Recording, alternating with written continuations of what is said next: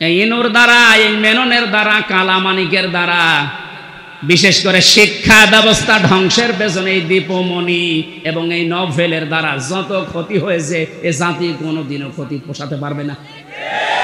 আপনি দেখেছিলেন কত নিচে নেমেছে শিক্ষা ব্যবস্থা, একেবারে নিচে নেমে গেছে এই মুসলমানের দেশ, ৯৬% মুসলমান আমরা, অথচ ইসলাম ধর্ম পড়াচ্ছে দেখলাম একজন হিন্দু।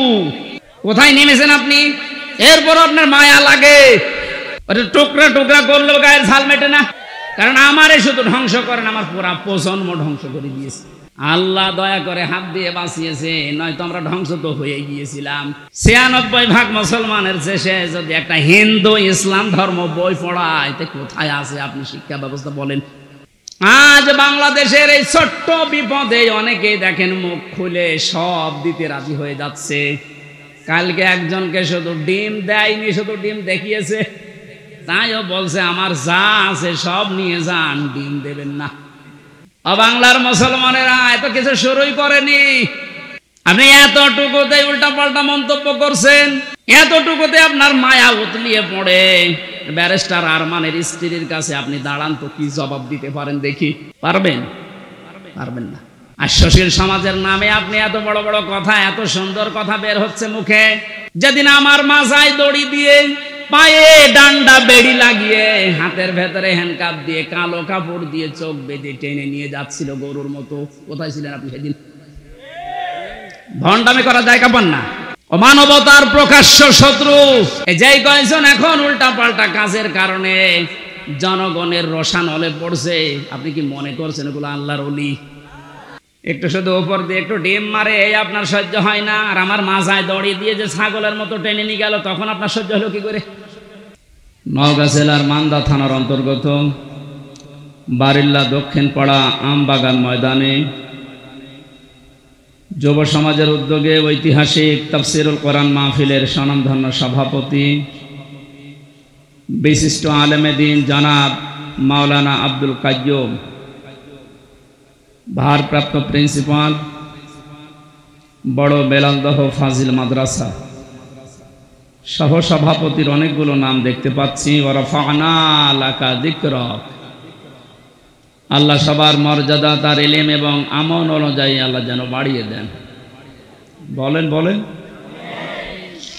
এতক্ষণ যারা আলোচনা রাখলেন, বিশেষ করে মাওলানা নুরুল আমিন, মাওলানা শহীদুল ইসলাম, এ মাহফিলের প্রধান অতিথি শাইখুল মাশায়েখ 10 নম্বর নুরুল্লাবাদ ইউনিয়নের সম্মানিত চেয়ারম্যান জনাব মোহাম্মদ জাইদুর রহমান, বিশেষ অতিথি জনাব মোহাম্মদ মোজাম্মেল হক কাজী, অফিসার ইনচার্জ মান্দা থানা নওগাঁ, জনাব নূর মোহাম্মদ মণ্ডল সাবেক চেয়ারম্যান, জনাব এস.এম. রফিকুল ইসলাম সাবেক চেয়ারম্যান, মঞ্চে বসা ওলামায়ে কেরাম, সামনে বসা মুসলমান ভাইরা, পর্দার আড়ালের সম্মানিতা মা এবং বোনেরা, বিশেষ করে আমার আগে যারা কথা বললেন, মান্দা শ্রদ্ধাভাজন জেলা আমির জনাব আব্দুর রকিব, দল মত নির্বিশেষে কোরআনের এই অনুষ্ঠানে যারা আমরা ইবাদত মনে করে এসেছি, এটা ইবাদত চলছে, আর ইবাদত যেভাবে করা লাগে আমরা ওইভাবেই করব ইনশাআল্লাহ। নামাজ একটা ইবাদত নাকি? বলেন না কেন? নামাজে দাঁড়িয়ে এদিক ওদিকে তাকানো যায়, একটু কথা বলা যায়, হ্যাঁ? নামাজের ভেতরে যদি কেউ হাসি দেয়, ওরা নামাজ থাকে? হাসি দিলেও নামাজ থাকে না। এটাও যেহেতু একটা ইবাদত, সুতরাং এদিক ওদিকে তাকানো, গল্প করা, হাসি তামাশা করা সব 1-1.5 ঘন্টার জন্য বন্ধ রাখা যাবে না। এটা যেমন তেমন ইবাদত চলছে না। আফদালুল ইবাদা, নবীজি বলেন সর্বোত্তম ইবাদত এটা তিলাওয়াতুল কোরআন। পৃথিবীতে যত নফল ইবাদত আছে সবচাইতে উত্তম আল্লাহর কাছে এইটা, যারা কোরআনের আলোচনায় থাকে। এই ছেলে, কথা বলো কেন? এই আব্দুল কাইয়ুম ভাই ওখানে কেন? এই স্টেজে আসেন। তিরমিজি শরীফের হাদিস, নবীজি মসজিদে নববীতে প্রবেশ করে দেখলেন ডান দিকে কিছু মানুষ বসে আছে, ওরা জিকির করছে। বাম দিকে কিছু মানুষ বসে আল্লাহর কোরআন নিয়ে আলোচনা করছে। নবীজি বললেন দুইটা দল ভালো কাজে আছে, তবে সবচাইতে উত্তম কাজে আছে তারা যারা আল্লাহর কোরআন নিয়ে ব্যস্ত আছে।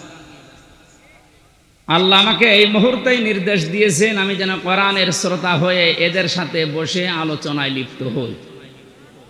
আপনি টের পেয়ে পাইলেন কি বললাম? আমি বিশ্বনবী যদি এখন জীবিত থাকতেন আর ইমানদার উপর দিয়ে যদি হেঁটে যেতেন, কোরআনের ইজ্জতে, হামজার ইজ্জতে না, কোরআনের ইজ্জতে নবীজি এখন এসে শ্রোতা হয়ে আমাদের সাথে আলোচনায় বসে যেতেন।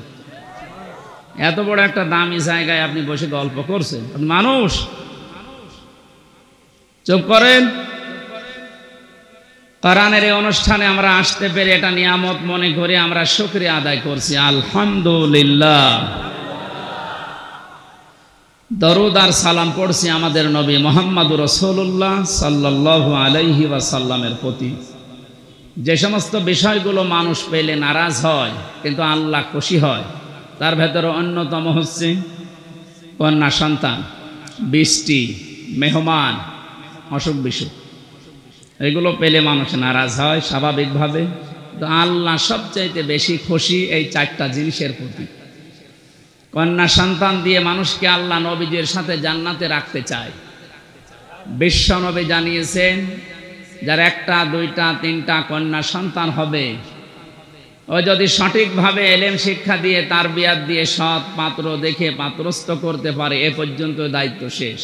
তাহলে কিয়ামত পর্যন্ত ওই মা বাবা গার্জিয়ানের সাথে আল্লাহর রহমত থাকবে। আপনি টের পেলেন নবীজির কথা কত দূর গিয়েছে? শুধু দুনিয়ায় না, কিয়ামত পর্যন্ত থাকবে। সুতরাং আজ বাংলাদেশে ইসলামপন্থীদের উত্থান দেখার পর অনেকেই, বিশেষ করে জালেমরা তো বলতোই, এখন অনেক মুনাফিক এ কথা বলা আরম্ভ করছে। মেয়েদেরকে জুজুর ভয়টা দেখাচ্ছে যে ইসলাম যদি এসে পড়ে তোমাদের কিন্তু ঘরে আটকিয়ে রাখবে। এ কথা অনেকে শুনছি না আমরা। খুশির সংবাদ দিচ্ছি, বাংলাদেশ জামাতে ইসলামীর শ্রদ্ধাভাজন আমির জামাত অনেক ঘোষণা দিয়েছেন, ইসলাম যদি এদেশে আসে, আল্লাহ যদি খেদমতের সুযোগ করে দেয়, আমরা গ্যারান্টি দিতে পারি আজ যারা জুজুর ভয় দেখিয়ে মেয়েদেরকে উল্টা পুল্টা বোঝান, এই মেয়েরা তখন সবচাইতে বেশি খুশি হবে। এবং কিয়ামত পর্যন্ত যত মহিলা এই বাংলাদেশে আসবে তারা মনে করবে আমরা মায়ের কোলের উপরে আছি। সেরকম গ্যারান্টি ইসলাম দিতে পারে না পারে না? পেরেছিল ইসলাম, এখনো ইসলামী আছে, কিয়ামত পর্যন্ত ও ইসলামী থাকবে। যেন আমরা যেন আবার ইসলামের ভেতরে ওলট পালট কিছু না ঢোকায়। কারণ বাংলাদেশ, ভারত, পাকিস্তান এই সমস্ত দেশে আসল ইসলামের চাইতে বানানো ইসলাম বেশি চলে। কথা বলেন না কেন? ওই সমস্ত ইসলাম বাদ দিয়ে আমরা যেটা আসল ইসলাম, ইন্না দীনা ইনদাল্লাহিল ইসলাম, আল্লাহর কাছে যেটা মনোনীত, ওইটা আমরা কায়েম করে প্রতিষ্ঠার মাধ্যমে যে বিজয় পেয়েছি এটা সর্বোচ্চ চূড়ায় পৌঁছিয়ে দিতে চায়। আল্লাহর সাহায্য এসেছে কিন্তু এখনো পর্যন্ত কাঙ্ক্ষিত বিজয় আমরা পাইনি। কথা বুঝতেছে? কাঙ্ক্ষিত বিজয় তখন হবে যখন আল্লাহর বিধান দিয়ে এই জমিনটা চলবে। এখনো পর্যন্ত একটা বিধান কায়েম হয়নি, আস্তে আস্তে হবে। আশা করছি ইসলামের হাতে আসবে এ দেশ। যে জালেমগুলো বিদায় নেওয়ার কারণে যে আফসোস করেন, তার তো আফসোস করার কথা না। কোরআনে কারীম জানিয়েছে, ওয়ালা ইয়াহসাবান্নাল্লাযীনা কাফারু আন্নামা নুমলি লাহুম লিয়াখায়রুল লিআনফুসিহিম। হে নবী, কোরআনে কারীম থেকে আপনি ওই কাফেরদেরকে আপনি জানান। আর অনেক কাফেরেরা এই ধারণা করে যে আমাদেরকে আল্লাহ ক্ষমতার চেয়ারে রেখেছেন ভালোবেসে। না, আমি তাদেরকে এই চেয়ারে বসার পর এই যে জুলুম করার জন্য যে ছাড় দিয়ে দিয়েছি, ওরা ছাড় পেয়ে জুলুম করতে আছে। ইন্নামা নুমলি লাহুম লিয়াজদাদু ইসমা। ওদের এই চেয়ার দিয়েছিলাম, টাকা পয়সা দিয়েছিলাম, অর্থ সম্পদ, প্রভাব প্রতিপত্তি, বিত্ত বৈভব এগুলো দিয়েছি এই জন্যে যেন ওদের পাপের মার্জা পুরাপুরি হয়ে যায়। পাপের মার্জা দেখলাম যখন পুরাপুরি হয়ে গেল, 5 মিনিট সময় চেয়েছিল যে একটা বক্তব্য লিখে যায় জাতির জন্য, আল্লাহ সে সময়ও দেয়নি। কারণ ইসমা পাপ পরিপূর্ণ হয়ে গেছে। আপনি লিখবেন কি? ওয়ালাহুম আযাবুম মুহিন, তাদের জন্য অপমানজনক শাস্তি আমি আল্লাহ রেডি করে রেখেছি। সুতরাং ক্ষমতা পেয়ে যারা, চেয়ার পেয়ে, টাকা পয়সা পেয়ে যারা মনে করেছিলেন আল্লাহ আমাদেরকে ভালোবেসে দিয়েছে, ভালোবেসে দেয়নি। আপনার পাপ যেন পরিপূর্ণরূপে পূর্ণ হয়ে যায় এই জন্য আল্লাহ এই সুযোগটা দিয়েছিলেন। আর আপনি সুযোগকে একেবারে 100 ভাগ কাজে লাগিয়েছেন। এমন কোন হীন অপরাধ নেই যা 15 বছরে হয়নি। এটা আমার আগে যে মেহমান বলছিলেন না, কেউ রেহাই পায়নি, আসলেও তাই। যারা জালেমদের দরে ছিল তারা কি রেহাই পেয়েছে? তাদেরও তো ক্ষতি হয়ে গেল, কারণ জালেমদের দুনিয়াও শেষ, আখিরাতও শেষ। আমাদের নাই দুনিয়া আপনি ধ্বংস করার চেষ্টায় ছিলেন, কিন্তু আপনি নিজেদেরকে কি করলেন বলেন? সারা পৃথিবীর মানুষের কাছে এখন একটাই ঘৃণিত নাম, এই জালেমের। এত নিকৃষ্ট কাজ মানুষ করতে পারে আয়না ঘরের নাম নিয়ে, আমি নিজে না থাকলে বুঝতাম না। উপদেষ্টা আসিফ মাহমুদ কয়েকদিন আগে ঘোষণা দিয়েছে আয়না ঘর বাংলাদেশে যত জায়গায় আছে একটাও যেন ভেঙে ফেলা না হয়। এটা রেখে দেন, সারা পৃথিবীর মানুষরা দুনিয়া এখানে আসবে দেখার জন্য যে বাংলাদেশে কি আছে, তারা যেন আয়না ঘর দেখে যায়। কিয়ামত পর্যন্ত পৃথিবীর মানুষেরা জানবে যে বাংলাদেশেও একজন জালেম ছিল। ওরা মনে করেছিল আল্লাহ আমাদের ভালোবেসে দিয়েছে। সূরা আলে ইমরান 4 নম্বর পারার 12 নম্বর পৃষ্ঠা 7 নম্বর লাইনে আয়াতটি আছে। কাফেররা ধারণা করে যে আল্লাহ আমাদেরকে ভালোবেসে এগুলো সব দিয়ে রেখেছে। আমি যখন প্রথম গ্রেপ্তার হই ওই 11 সালে, ওসি সাহেব আমার থানায় নিয়ে বলছে, হুজুর ক্ষমতার মালিক কে? আল্লাহ। আল্লাহ ক্ষমতার মালিক। সূরা আলে ইমরানের 26 নম্বর আয়াত পড়ে ব্যাখ্যা করেন। কি ব্যাখ্যা করব? উনি নিজে দেখলাম পড়লো, ওলিল্লাহুম্মা মালিকাল মুলকি তুতিল মুলকা মান তাশা ওয়া তুইজ্জু মান তাশা ওয়া তুযিল্লু মান তাশা। আল্লাহ পাক বলেন, নবী আপনি বলেন ক্ষমতার মালিক আমি আল্লাহ, যাকে ইচ্ছা দেই, যাকে ইচ্ছা ওখান থেকে নামিয়ে দেই। তো এখন যিনি আছে তাকে তো আল্লাহ ভালোবেসেই দিয়েছে, আপনারা লাফালাফি করেন কেন? কথা তো ঠিকই, আল্লাহ তো দিয়েছে তারে, কারণ উনি যারে ইচ্ছা তারে দেয়, যারে ইচ্ছা নামিয়ে দেয়। এই ছেলে কথা বলো, কি কি কারণে? আর এখানে দাঁড়িয়ে কি দেখেন কি আপনি? আর এখানে বসেন না, বাড়ি চলে যান। পেছনে চেল্লাচ্ছে মুরব্বী, দেখছেন না? এই সবাই আবার কয়বার বলা লাগবে আপনার? আবার ওইদিকে যাচ্ছেন। এই ছেলে কোন দিকে তাকাও তুমি নিজে? সরো সরো, এখানে সরো, সরো সরো সরো, তাড়াতাড়ি সরো। মাইকওয়ালা থাকলে যেন বসে থাকে।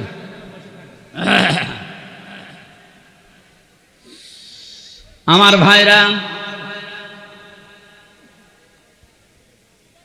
এই জন্য কোরআনে কারিম যারা আমরা শুনতে আজ এসেছি ইবাদত মনে করি, যেভাবে ইবাদত করা লাগে আমি আবার বলছি, আল্লাহ যেন ওইভাবে আজকের 1-1.5 ঘন্টা ইবাদত হিসাবে তিনি লিখে দেন। বলেন আমিন। আজকের তেলাওয়াত কিন্তু আয়াত সূরা শূরা। শূরা শব্দের শাব্দিক অর্থ হচ্ছে সংসদ। শূরা মানে কি? এটা তো আমি বানালাম নাকি? এই শব্দ শুনলে অনেকের আবার অ্যালার্জি হয়তো, যাদের অ্যালার্জি হয়তো তার এখন নেই। কথা বলেন না কেন? আমার তো মনে হয় কোরআনে কারিমের কথাগুলো বাংলার বিভিন্ন প্রান্তে বলতে গিয়ে যারা আলেমদের এই মাইক কেড়ে নিয়েছে ওদের নামের তালিকা করে এখন মোড়ে মোড়ে টাঙিয়ে দেওয়া দরকার। জালেমগুলো যেন কিয়ামতের আগে আর নিজের পরিচয় দিয়ে এলাকায় ঢুকতে না পারে। এখনো যদি কেউ বুঝে না বোঝার ভান করে কোন মুনাফিক আবার যদি এই কাজ শুরু করেন, আপনাকে আল্লাহ অপমান আরো বেশি করবে। কারণ আমির হামজা কথা বলছে ওর বাবার কথা সব নাকি বলেন। এই জন্য আমরা সতর্ককারী হিসাবে এসেছি। আল্লাহ আমাদেরকে নবীদের ওয়ারিস বানিয়েছেন। বিশ্ব নবী সহ যত নবী দুনিয়ায় ছিল সব নবী ছিল সতর্ককারী। আজকের আলোচনার বিষয় হচ্ছে সতর্ক। কি বললাম? আমাদের সতর্ক হওয়া লাগবে। আর এই জন্য এলাকার মানুষ মিলে এই আয়োজন দিয়েছে যেন আমরা সতর্ক হতে পারি। সূরা মানে সংসদ, 53টা আয়াত দিয়েছেন আল্লাহ, 5টা রুকু আছে। একটা মাত্র আয়াত পড়েছি, 5টা ভাগ করেছেন আল্লাহ এই আয়াতের ভেতরে। আমরা এই 5টা বিষয়ে তাফসীর যেহেতু লিখে দিয়েছেন, ওইভাবে আমরা কথা বলার চেষ্টা চালাবো ইনশাআল্লাহ। এই সমস্যা কি?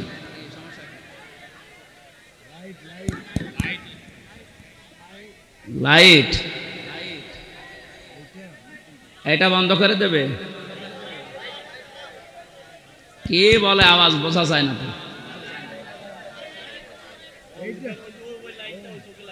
ওইটা এগুলোই মাগরিবের পর থেকে জ্বলছিল, এখন দেখেননি? কার মোবাইলের লাইট? হ্যাঁ, মোবাইলের লাইট কার? এখানে লাইট কার? কি একজন বলেন, একজন বলেন, কি সমস্যা কি?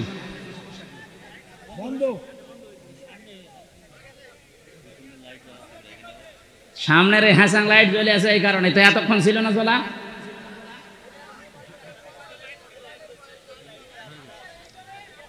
হ্যাঁ, পেছনে মোবাইলের লাইট জ্বলছে কার?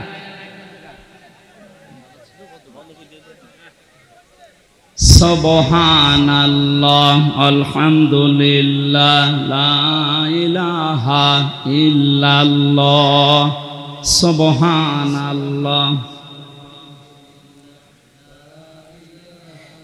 এ ফ্যান ঘুরছে, হ্যাঁ, এ তো রওশনের সাথে চাইতেও আমার রওশনের সাথে লাগিয়ে দিলে চাইতে বেশি জোরে করবে।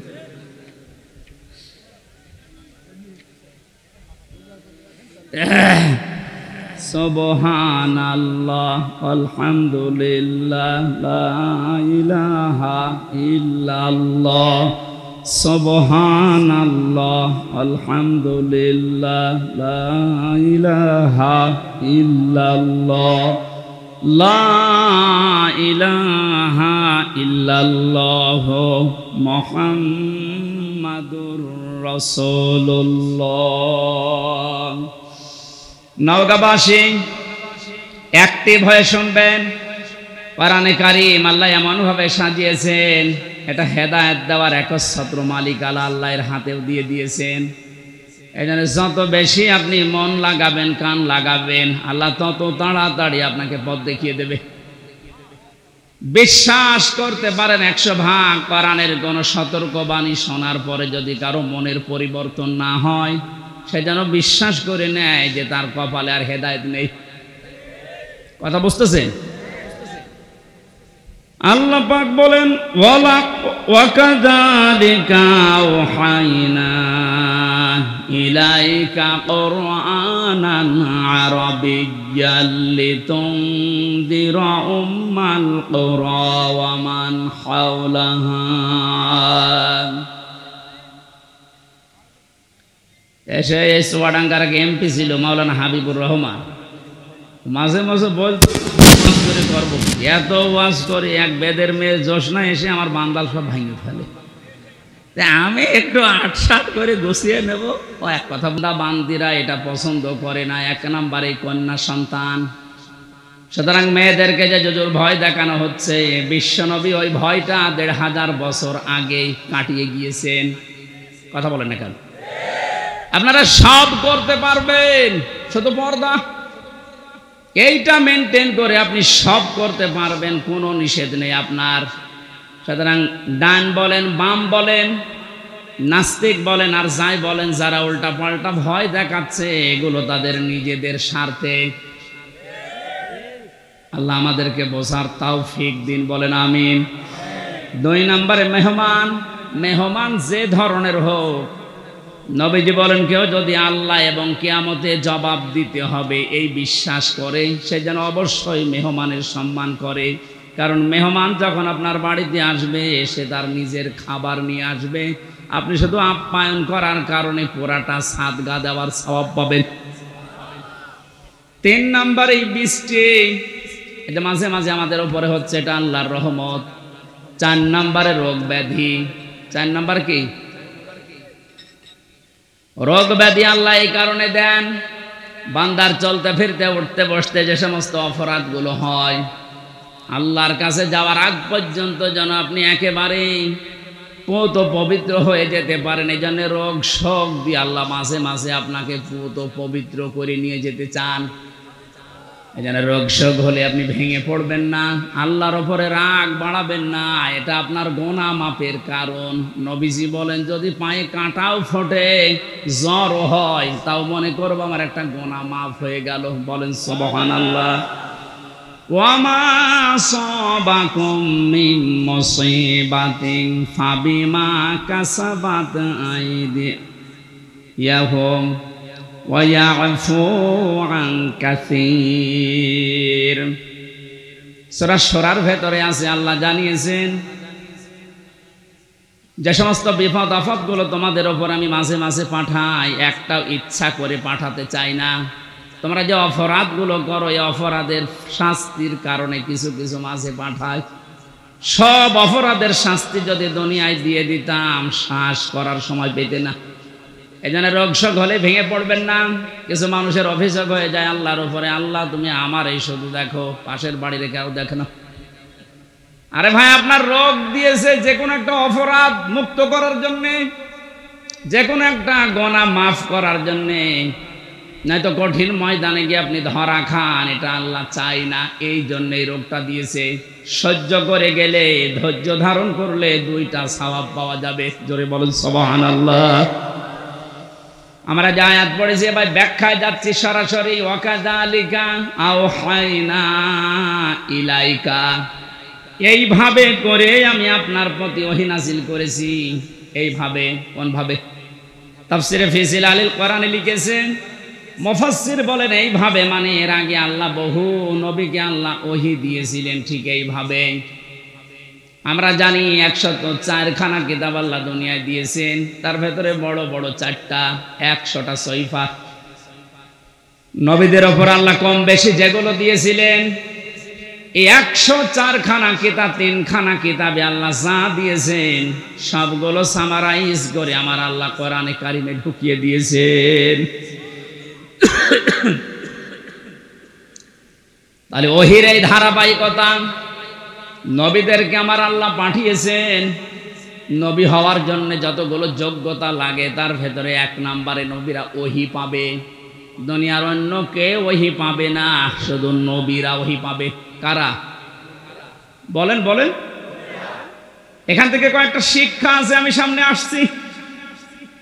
আল্লাহ পাক নবীদেরকে ওহী দিয়েছিলেন পূর্ণাঙ্গ শরীয়ত নাযিল করার জন্য। সর্বপ্রথম যে নবীকে ওহী দিয়েছিলেন হযরতে নূহ আলাইহিস সালাম, একেবারে সর্বশেষ কমপ্লিট করার জন্য কোনোদিন আর কিছু লাগবে না। যাকে তিনি ওহী দিয়েছেন তার নাম মুহাম্মাদুর রাসূলুল্লাহ। আল্লাহ পাক তাকে ওহী দিয়ে সর্বশেষ জানিয়ে দিয়েছেন, আলিয়াউমা আকমালতু লাকুম দীনাকুম। হে নবী, আজকের এই দিনই আমার যে জীবন ব্যবস্থা, দিন ইসলাম, এটা আমি পরিপূর্ণ করে দিলাম আপনাদের জন্যে। আমার যত নিয়ামত ছিল সব আপনাদের জন্য আমি পরিপূর্ণ করে দিলাম। এবং শুধু ইসলামকে পরিপূর্ণ করেই শেষ করে দিলাম না, ওয়ারাদিতু লাকুমুল ইসলামা দীনা। ইসলাম জীবন ব্যবস্থা, এটা আমি আল্লাহ নিজে আপনাকে দিয়ে রাজি হয়ে গেলাম। জোরে বলেন সুবহানাল্লাহ। এখানে যারা আছি আমরা অধিকাংশ যেহেতু মুসলিম, সুসংবাদ গ্রহণ করেন। আল্লাহ শুধু ইসলাম দিয়ে শেষ করে দেয়নি। আল্লাহ বলেন আমি ইসলামের উপরে শুধুমাত্র, কেবলমাত্র, একমাত্র রাজি আছি। তাহলে এই আয়াত দ্বারা বোঝা যায় দুনিয়ায় প্রায় 4,500 ধর্ম এখন। কোন ধর্মের মানুষের উপরে আল্লাহ রাজি নেই। কথা বলেন এখানে, মানুষের উপরে আল্লাহ রাজি নেই। এমনকি তাদের ধর্মীয় অনুষ্ঠানের দ্বারা যদি আল্লাহকে খুশি করতে কেউ চায়, ওমাইয়াবতাগি গায়রাল ইসলামি দীনান ফালাই ইউকবালা মিন। সূরা আলে ইমরানের 85 নম্বর আয়াতের প্রথম অংশে আছে, ইসলাম বাদ দিয়ে দুনিয়ার যে কোনো নিয়ম দিয়ে যদি কেউ আল্লাহকে রাজি করতে চায়, ওর জীবনের কোনো ইবাদত বন্দেগী আল্লাহর কাছে কবুল হচ্ছে না, হবে না। ইকবাল এটা মোজারে, বর্তমান ভবিষ্যৎ, প্রেজেন্ট ফিউচার। আরবি গ্রামার অনুযায়ী মোজারের আগে লাং শব্দ আসলে অর্থ হয় কোশ্চিন কালেও হবে না। গ্যারান্টি দিচ্ছে কে? আরো জোরে বলেন। যেহেতু সতর্ক আজকের আলোচনা, সতর্ক করছি তামাম দুনিয়ার মানুষদেরকে। আমি বহু ইহুদের সাথে মিশে দেখেছি বিভিন্ন দেশে, যে আমি খ্রিস্টানের সাথে মিশেছি, যারা সত্যি ধর্ম পালন করে চলে।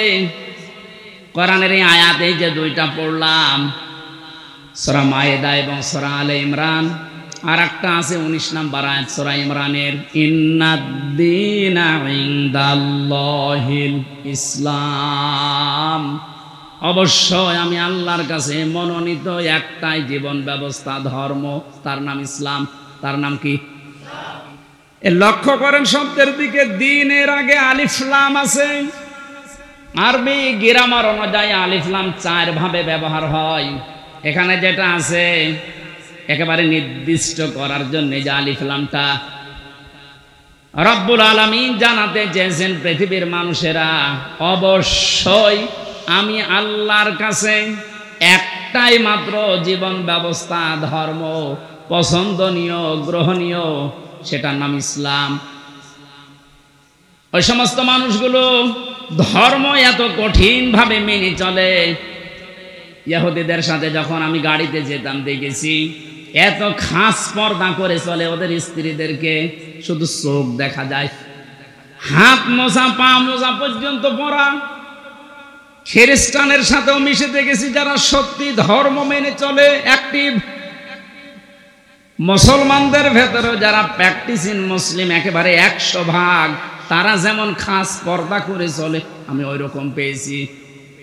কিন্তু ওদের ওই ধর্মের দ্বারা, ওদের ওই জীবন ব্যবস্থার দ্বারা আল্লাহকে রাজি করা সম্ভব না, কারণ ওগুলোর উপরে আল্লাহ রাজি নেই। যেহেতু এই পৃথিবীর সর্বশ্রেষ্ঠ এবং নির্ভুল কিতাব, সর্বশ্রেষ্ঠ, সর্বশেষ, নির্ভুল কোরআনে কারিম, এটা দিয়ে সতর্ক করলাম। যত জায়গায় আওয়াজ যাচ্ছে, আপনি এখনো চিন্তা ভাবনা করে দরকার হয় ফিরে আসবেন, সময় এখনো আছে। কিন্তু মৃত্যুর গড়গড়ানি শুরু হয়ে গেলে তখন কিন্তু আর তাওবাও কবুল হবে না। আশা করি সতর্কবাণীটা আপনি মানবেন। আর আমাদের জন্য সুসংবাদ, দুনিয়া আখিরাতে কিচ্ছু না পাই, ইসলাম পেয়েছি, মানতে পারি আর না পারি। কথা বলেন এখন, হয়তো 100 মানতে পারি না পারি পুরো নিয়মটা, কিন্তু ইসলাম আমি জীবন ব্যবস্থা হিসাবে পেয়েছি, এই জন্য আমি খুশি। আন আব্বাস রাদিয়াল্লাহু তাআলা আনহু قال, একটু এদিকে তাকান, মান যাকা তামাল ঈমান মান রাদিয়া বিল্লাহি রাব্বা ওয়া বিইসলামি দীনা ওয়া বিমুহাম্মাদির রাসূলিল্লাহ সাল্লাল্লাহু আলাইহি সাল্লাম নাবিয়্যা ওয়া রাসূলা। রাহু মুসলিম। আল্লাহর নবী জানিয়েছেন পৃথিবীর প্রতিটি জিনিসের আলাদা আলাদা স্বাদ আছে। ঈমান যদি কেউ আনে আর মনে করে আমি স্বাদ পেতে চাই, ঈমানেরও স্বাদ পাওয়া যায়। ঈমানের স্বাদ আছে না নেই?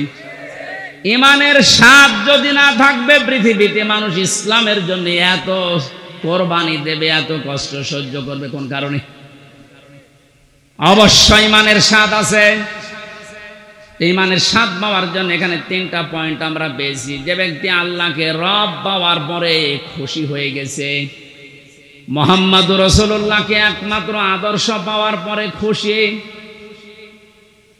3 নম্বরে দিন বা জীবন ব্যবস্থা হিসাবে ইসলামকে পেয়ে যারা খুশি, এই মানুষগুলো ঈমানের স্বাদ পেয়েছে।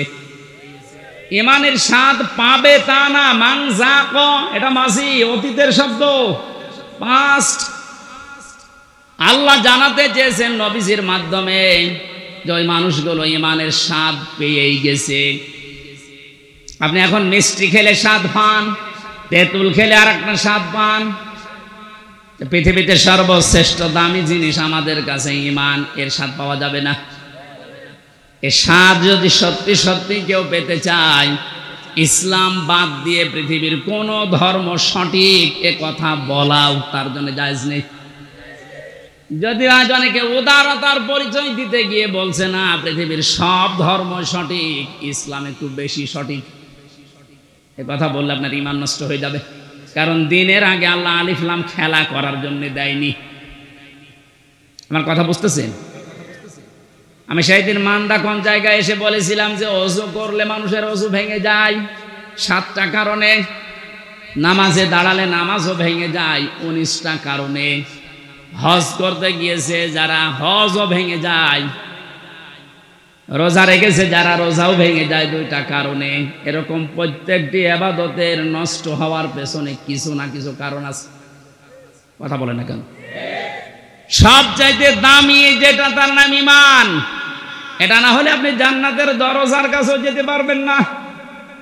এই ঈমানও মানুষের ভেঙে যায়, নষ্ট হয়ে যায়। 10টা কারণ পেয়েছি কোরআন হাদিসে, এই 10টা কারণে মানুষের ঈমান ভেঙে যায়, নষ্ট হয়ে যায়। তার ভেতরে 9 নাম্বার কারণ এইটা যে মানুষ পৃথিবীর সব ধর্মকে সঠিক মনে করে, তার ঈমান নষ্ট হয়ে যায়। সোশ্যাল সমাজের ভেতরে উদারতার পরিচয় দিতে গিয়ে আজ অনেককে এরকম উল্টা পাল্টা বোঝাচ্ছে খ্রিস্টান আর ইহুদিদেরকে খুশি করার জন্য। আমি কথা বোঝাতে পেরেছি? এই জন্য আমাদের আফসোস, দুঃখ, কোনো কিছুই নেই, কিচ্ছু না পাই। জীবন ব্যবস্থা হিসাবে আমরা পেয়েছি ইসলাম। কি পেয়েছি? আরো জোরে বলেন। নবীজিকে আল্লাহ জানিয়েছেন যে এইভাবে যত নবীকে আমি আল্লাহ ওহী দিয়েছিলাম নবী হওয়ার যোগ্যতা অর্জন করার জন্যে, তার ধারাবাহিকতায় আপনাকে আমি দিলাম ওহী। কে দিয়েছি আপনার ওহী? কুরআনান আরাবিয়্যা, আপনাকে আমি দিয়েছি আরবি ভাষায় কোরআন। কোরআন কোন ভাষায়? সবাই বলেন। এখানে আমার একটা সতর্কের বিষয় আছে। আমার আগে যিনি আলোচনা করছিলেন কি জানো নাম? নুরুল আমিন। ওনাকে সহ বহু আলেমের মুখে এখন আমি কোরআনে কারিম এখনো পর্যন্ত অশুদ্ধ শুনতে পাচ্ছি। এটা আফসোসের বিষয়। উনি অবশ্যই টাইটেল পাস বা কামিল পাস করেছেন, এটা মাওলানা আগে লেখা আছে কোন কারণে?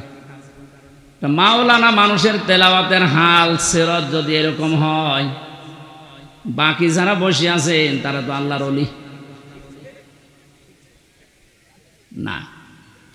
আমি কোনো অপমান করা, ছোট করার জন্য বলছেন। আমি শুনছিলাম বসে বসে, সেই জন্য তেলাওয়াত হবে না ওইভাবে। সর্বোচ্চ 8-10টা কায়দা লাগে গ্রামারের। তাসবিহের 8টা-10টা কায়দা একটু ভালোভাবে আয়ত্ত করতে পারলে আপনি কোরআন শুদ্ধ করে পড়তে পারবেন। এটাকে নফল না ফরজ? ফরজ, নামাজের মতো ফরজ। নামাজ যতগুলো কারণে ভেঙে যায় তার প্রথম কারণে কেউ যদি কোরআন অশুদ্ধ পড়ে, উনি যেভাবে পড়েছে তেলাওয়াত করছিল ওটা যদি নামাজে পড়ে, ওনার নামাজ হবে না। কারণ অর্থ পাল্টিয়ে গেছে। যেখানে এক আলিফ টান নেই এমন টান দিয়েছে মনে হচ্ছে এখান থেকে গোদাগাড়ি পর্যন্ত।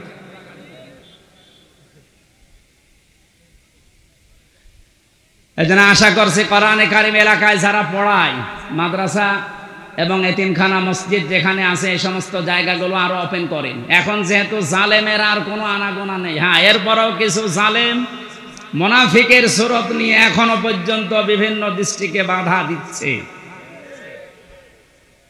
সাফ কথা শোনেন, যারা কোরআনে কারিম পড়া, বোঝা, কোরআনে কারিমকে প্রচার করা, প্রতিষ্ঠা করায় বাধা দেয়, এরা টাটকা নির্ভেজাল কাফের, কোনো সন্দেহ নেই। এরা যদি মারা যায়, কোরআন বাধা দিয়েছে কোরআন প্রচারে, প্রসারে, প্রতিষ্ঠায়, শিক্ষায়। এ মানুষগুলো মারা গেলে ওর জানাজার দরকার নেই, কবর দেওয়ার দরকার নেই। আজকে যদিও আমার একজন দায়িত্বশীল বলছিল এত কড়া করে বলা ঠিক না, মানুষের অন্তরে একটু দুঃখ লাগে। তা আল্লাহ যদি এ ফোর্সে বলে, আমি এ ফোর্স থামাবো কি করি? আল্লাহ মনে হয় বলেনি, আমি মনে হয় বানালাম। সূরা বাকারার ভেতরে আছে অমান আযলামু মিম্মান মানাআ মাসাজিদাল্লাহ।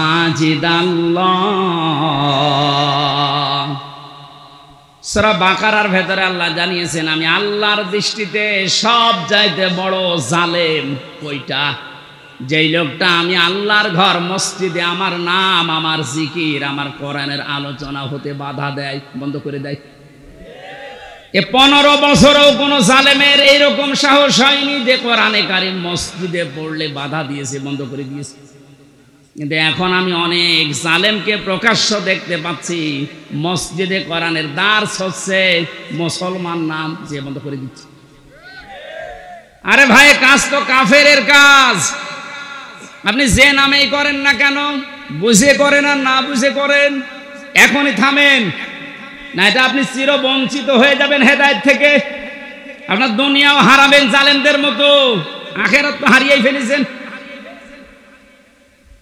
ওখানে যদি হামজার কথায় বাধা দেওয়া হতো কিচ্ছু মনে করতাম না, আরো বাহবা দিতাম, বাধা দেন, কিন্তু কথাগুলো তো হামজার না, আল্লাহর হামজা অ্যাডভার্টাইজ করছে।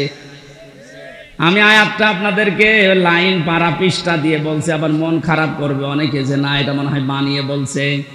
অমানা যুলামু মিম্মান যুকির মিম্মান মানাআ মাসাজিদাল্লাহি। একটা একটা করে অর্থ বলছি। ওয়া মানে এবং, মান মানে যে ব্যক্তি, আযলাম ইসমে তাফজিল, এটা সুপারলেটিভ ডিগ্রি, এর চাইতে বড় শব্দ আর ভয়ঙ্কর শব্দ কোরআনে নেই। আল্লাহ বলেন সব চাইতে বড় জালেম ওই লোকটা। ইংরেজিতে যেমন গুড, বেস্ট, বেটার বলে, এই যে এটা সেটা, এর চাইতে আর বড় কিছু হয় না আরবি ভাষায়। আল্লাহ এত বড় শব্দ ইউজ করার পরে বলেন আমার দৃষ্টিতে বড় জালেম কে আপনি দেখতে চান? ওই লোকটা মিম্মান মানাআ, যেই লোকটা বাধা দেয়, নিষেধ করে, প্রতিবন্ধকতা সৃষ্টি করে, মাসাজিদাল্লাহি, আল্লাহর মসজিদে। মসজিদ কার? বলেন বলেন। আল্লাহর মসজিদে বাধা দেয়, প্রতিবন্ধকতা সৃষ্টি করে।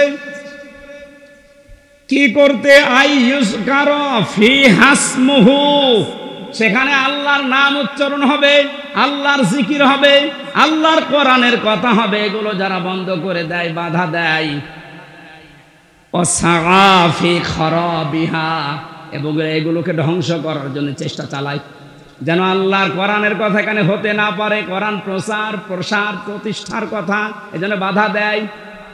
এগুলো আল্লাহর দৃষ্টিতে সব চাইতে বড় জালেম। বেশি বলে ফেললাম। এটাকে বাংলাদেশে এখন পাওয়া যাচ্ছে না, আপনি সতর্ক হন। কত বড় শব্দ দিয়েছেন দেখেছেন আল্লাহ আপনার নামে।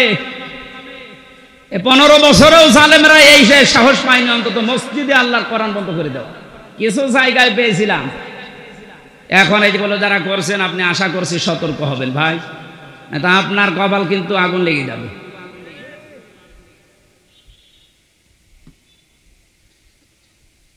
এই আয়াতের ভেতরে পেয়েছিলাম কোরআনান আরবিয়্যা, কোরআনে কারীম আপনার পথে আমি দিয়েছি ইংরেজি ভাষায়। কি বলেন না কেন? কেন আরবি ভাষায় দিলাম? পৃথিবীর যত ভাষা আছে সবচাইতে সহজ ভাষা আল্লাহর কাছে আরবি ভাষা, কিন্তু আজ এটা অনেকের কাছে কঠিন করে রেখেছি আমরা। কত বড় বড় মানুষেরা ফতোয়া দিচ্ছে যে এটা আমাদের জন্য না, এটা আলেমদের জন্য। কে বলেছে আপনাকে? নামাজ পড়া যেরকম ফরজ, মাস্ট বি কোরআনে কারীম শিক্ষা করা ওইরকম ফরজ। দল মত নির্বিশেষে, বুঝে হোক না বুঝে হোক, হয়তো অন্তত আপনি নবীর দল বাদ দিয়ে অন্য দলে আছেন, থাকেন, কিন্তু কোরআন পড়া শুরু করেন।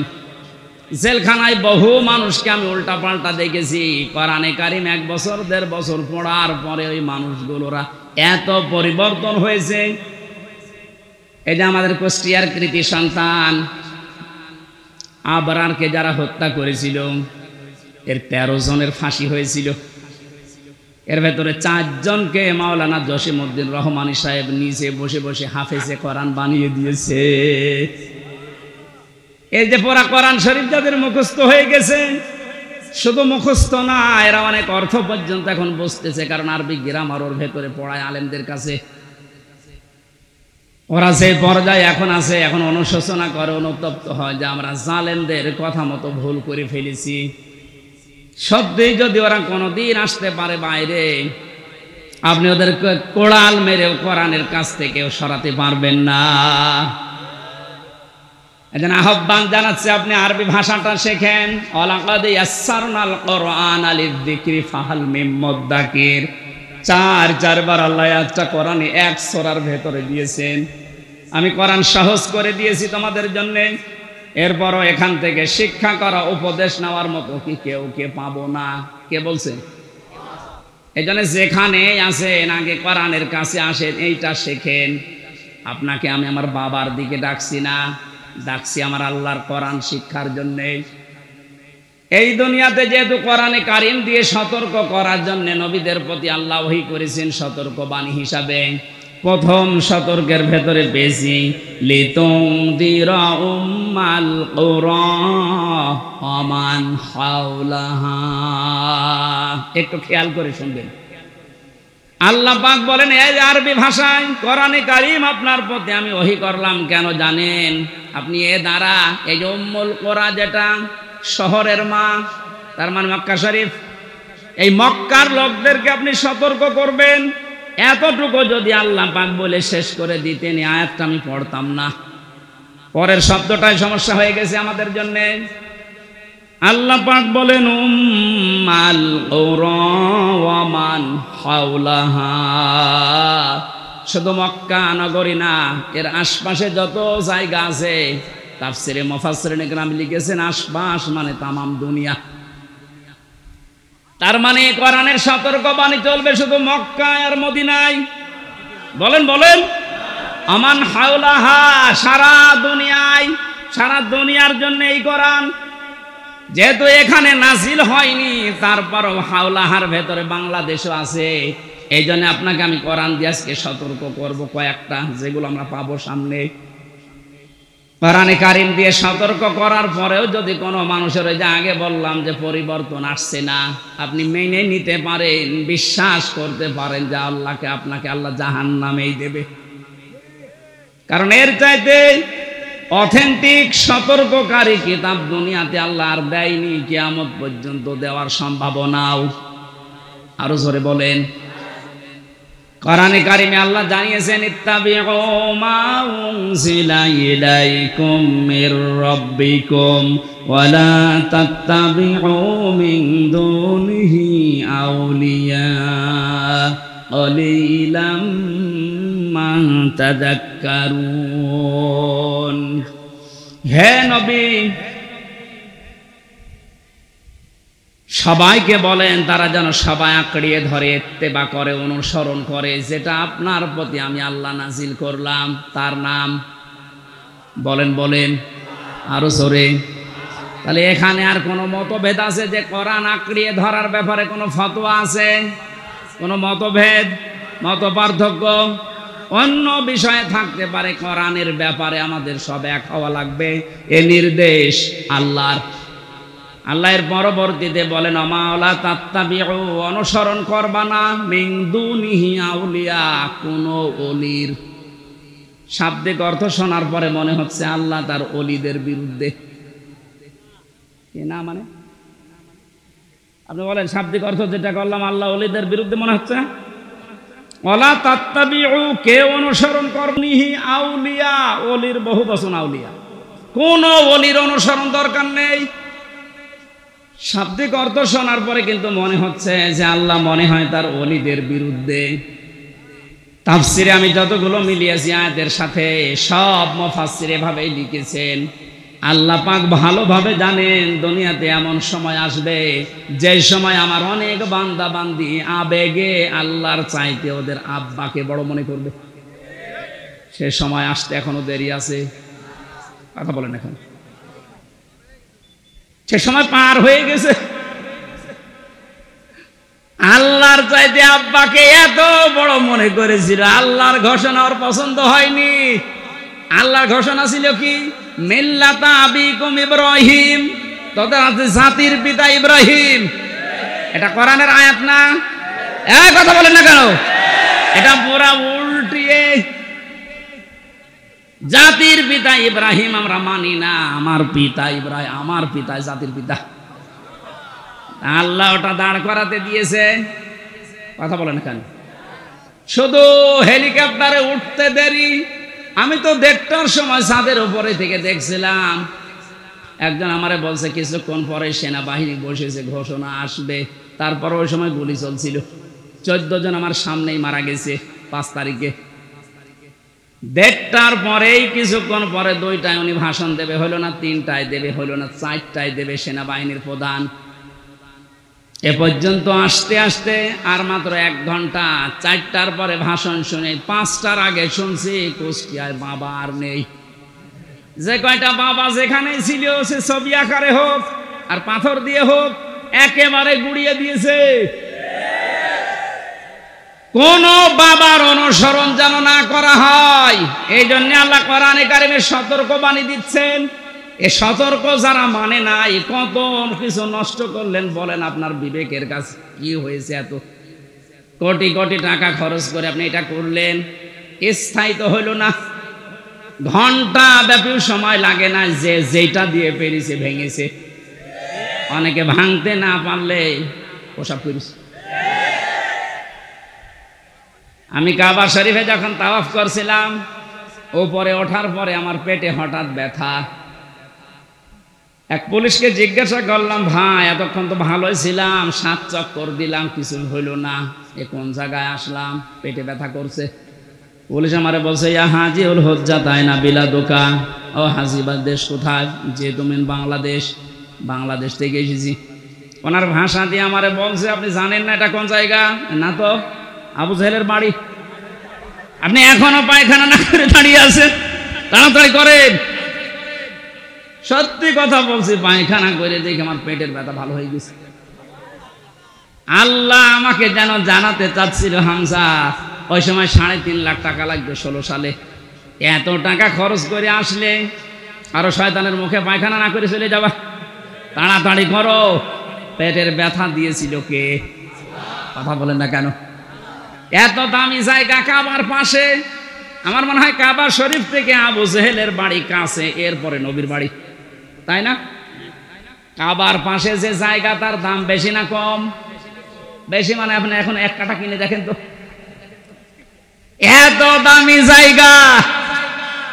আল্লাহর কোরআনের বিরুদ্ধে যাওয়ার কারণে, কোরআনের বিরুদ্ধে অবস্থান নেওয়ার কারণে ওর বাড়ি যদি পায়খানা হতে পারে। এদেশে যারা জালেম, কোরআনের বিরুদ্ধে যারা অবস্থান নিয়ে আল্লাহর বর্ণিত ইব্রাহিম বাদ দিয়ে অন্য কাউকে যারা বসাতে চেয়েছিল, আমার তো মনে হয় ওই বাড়ি ঘরগুলো এখন বিশ্ব আন্তর্জাতিক টয়লেট বানানো দরকার। মানুষ যেন ওখানে যে পেটে ব্যথা উঠলে কাম সারতে পারে। কারণ এই জায়গাগুলো অভিশপ্ত। জালেমরা যেখানে থাকে এই জায়গাটা হয়ে যায় অভিশপ্ত।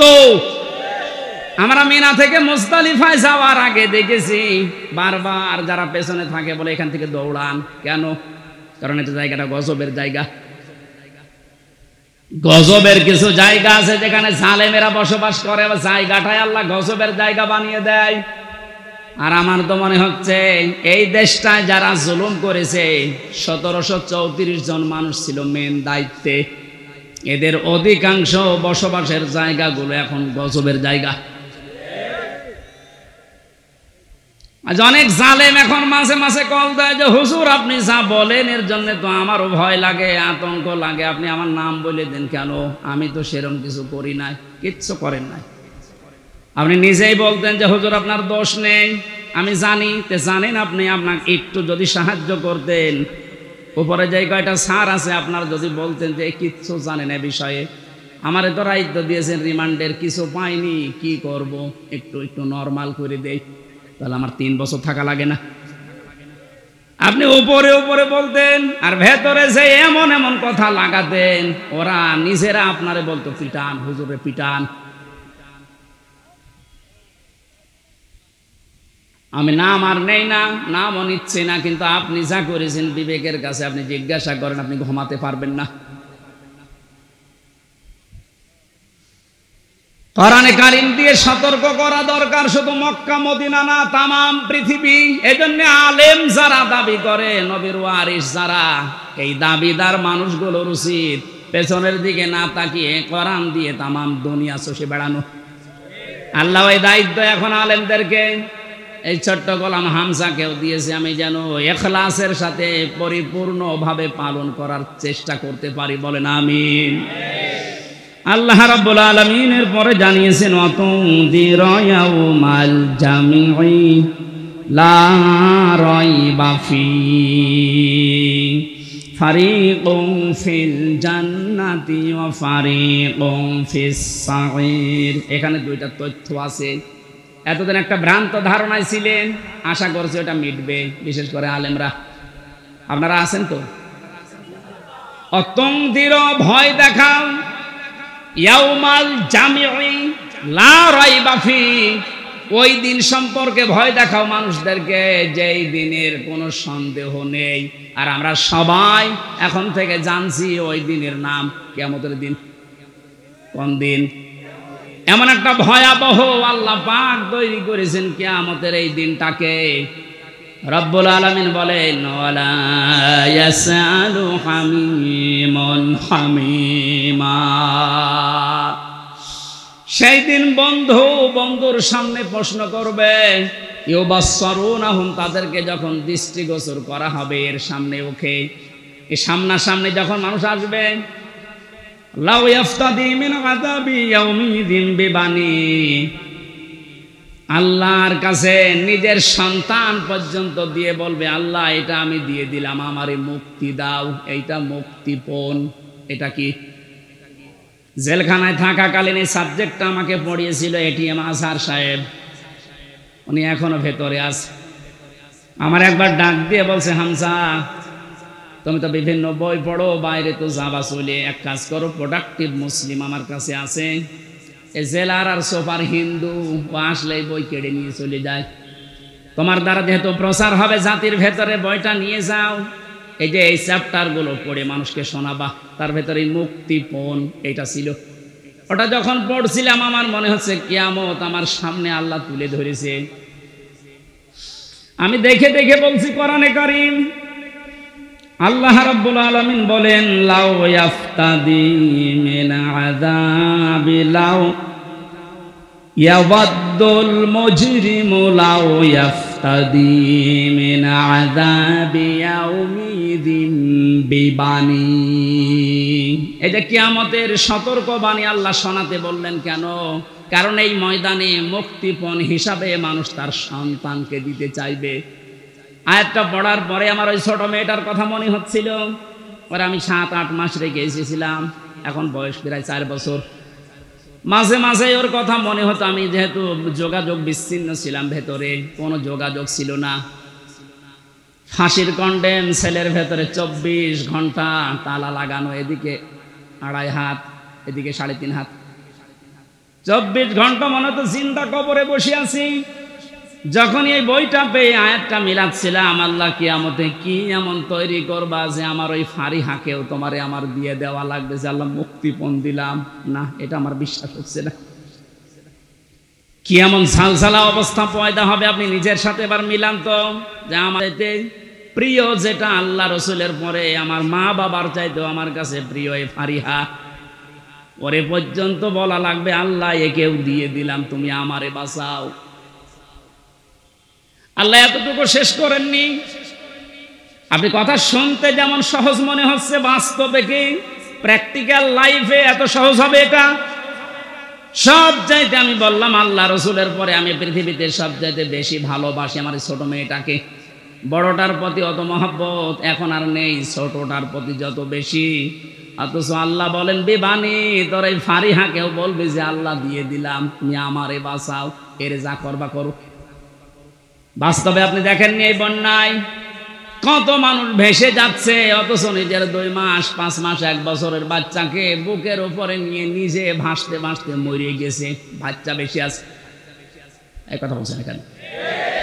এত বড় কঠিন বন্যায় নিজের জীবন দিয়ে দিলেও তাও বাচ্চাকে বাঁচিয়ে রেখেছে তক্তা হয়ে।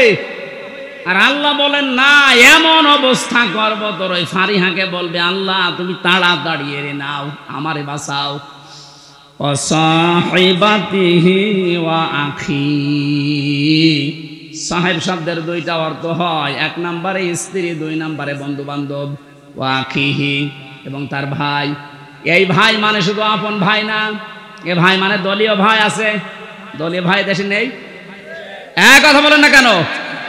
বড় ভাই আছে, মেজ ভাই আছে, ছোট ভাই আছে। ঘর বানাতে যাবেন, এক দল এসে বলবে বড় ভাই পাঠিয়েছে। না, এই রাজশাহী নওগাঁ এসব নেই। আমার কুষ্টিয়ায় ওইটা ছিল, আমি যখন বাড়ি আরম্ভ করছিলাম ওই 19 সালে, একদল এসে বলছে বড় ভাই পাঠিয়েছে, মিষ্টি খেতে দেন, দিলাম। কিছুদিন পরে এসে বলছে ছোট ভাই পাঠিয়েছে, মিষ্টি খেতে দেন। ভাই কত তোমাদের? আল্লাহ বলেন কিয়ামতের ওই কঠিন দিনে যেটা সম্পর্কে সতর্ক করতে বলছি নবী, ওই দিন সে তার এই ভাইকে পর্যন্ত যত রকমের ভাই বলবে আল্লাহ দিয়ে দিলাম, এদেরকে নেন, আমারে বাঁচান।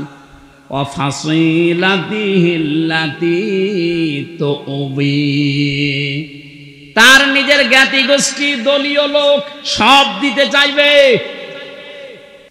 আজ বাংলাদেশের এই ছোট্ট বিপদে অনেকেই দেখেন মুখ খুলে সব দিতে রাজি হয়ে যাচ্ছে। কালকে একজনকে শুধু ডিম দেয়নি, শুধু ডিম দেখিয়েছে, তাইও বলছে আমার যা আছে সব নিয়ে যান, ডিম দেবেন না।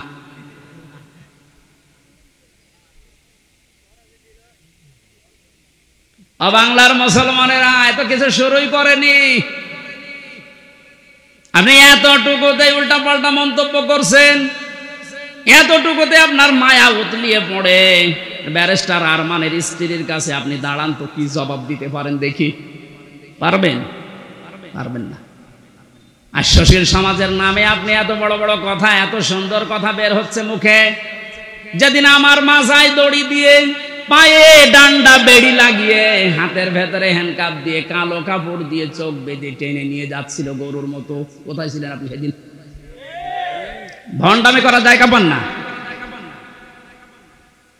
ও মানবতার প্রকাশ্য শত্রু যেই কয়েকজন এখন উল্টা পাল্টা কাজের কারণে জনগণের রসানলে পড়ছে, আপনি কি মনে করছেন এগুলো আল্লাহর ওলি? এই ইনুর দ্বারা, এই মেননের দ্বারা, কালামানিকের দ্বারা, বিশেষ করে শিক্ষা ব্যবস্থা ধ্বংসের পেছনে এই দীপমণি এবং এই নভেলের দ্বারা যত ক্ষতি হয়েছে, এ জাতি কোনোদিনও ক্ষতি পোষাতে পারবে না। আপনি দেখেছিলেন কত নিচে নেমেছে শিক্ষা ব্যবস্থা, একেবারে নিচে নেমে গেছে এই মুসলমানের দেশ। 96% মুসলমান আমরা, অথচ ইসলাম ধর্ম পড়াচ্ছে দেখলাম একজন হিন্দু। কোথায় নেমেছেন আপনি? এরপর আপনার মায়া লাগে, টুকরা টুকরা করলেও গায়ের ঝাল মেটে না। কারণ আমারে শুধু ধ্বংস করেন, আমার পুরা প্রজন্ম ধ্বংস করে দিয়েছে। আল্লাহ দয়া করে হাত দিয়ে বাঁচিয়েছে, নয়তো আমরা ধ্বংস তো হয়ে গিয়েছিলাম। 96% মুসলমানের শেষে যদি একটা হিন্দু ইসলাম ধর্ম বই পড়ায়, তো কোথায় আছে আপনি শিক্ষা ব্যবস্থা বলেন?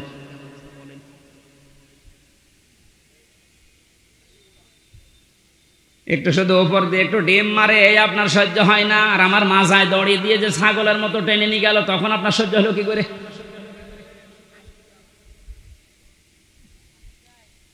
রব্বুল আলামিন বলেন এই যে যত জ্ঞাতি গোষ্ঠী ছিল, দলের লোক ছিল, এ সব কিছুকে বলবে আল্লাহ দিয়ে দিলাম, নেন, আমারে আপনি মুক্তি দেন। আল্লাহ বলেন এতটুকুই শেষ করেনি, ওমান ফিল আরদি জামিআ, ওর দুনিয়ায় যত সম্পদ ছিল সব দিতে চাই। সুম্মা ইউনজি, এরপরও বলবে আল্লাহ তুমি আমাকে বাঁচাও, বাঁচাও, বাঁচাও। এই আওয়াজটা হবে। তাফসিরে 3 বার আওয়াজ দেওয়ার পরে আল্লাহ বলেন কাল্লা, কখনো না। ইন্নাহা লাযা, ও নওগাঁবাসী শুধু ওয়াজ শোনার জন্য শুনছেন, আমি বলার জন্য বলছি তা না, এটা মিলান। এতগুলো কথা বলতে বলতে আল্লাহ কেমন কঠিন ধমক দিলেন দেখেন। ও তার নিজের সন্তান, স্ত্রী, বন্ধু বান্ধব, ভাই, দলের লোক, গোষ্ঠীর লোক, দুনিয়ার সব সম্পদ দিতে রাজি আছে, যে শুধু মুক্তিপণ হিসাবে দিলাম, আমাকে মুক্তি দেন। আল্লাহ ধমক দিয়ে বলবেন কাল্লা, কখনোই না, ইন্নাহা লাযা, তোকে আমি লাজাই দেব। এখানে একটা শিক্ষা পাবেন, শুনতেছেন? শিক্ষাটা কি? ইন্নাহা লাযা, তোকে আমি লাজাই দেব। লাজা কি? জাহান্নামের একটা দরজার নাম। যে 7টা দরজা আল্লাহ বানিয়েছেন জাহান্নামের, হুতামা, হাবিয়া, জাহিম, জাহান্নাম, সাকার, এই যে লাজা, এটা একটা ভয়ঙ্কর দরজা। আল্লাহ বলেন নাজ্জাআতাল লিশ-শাওয়া, এ দরজা দিয়ে প্রবেশ করার সঙ্গে সঙ্গে মানুষের চামড়া খসে পড়ে যাবে।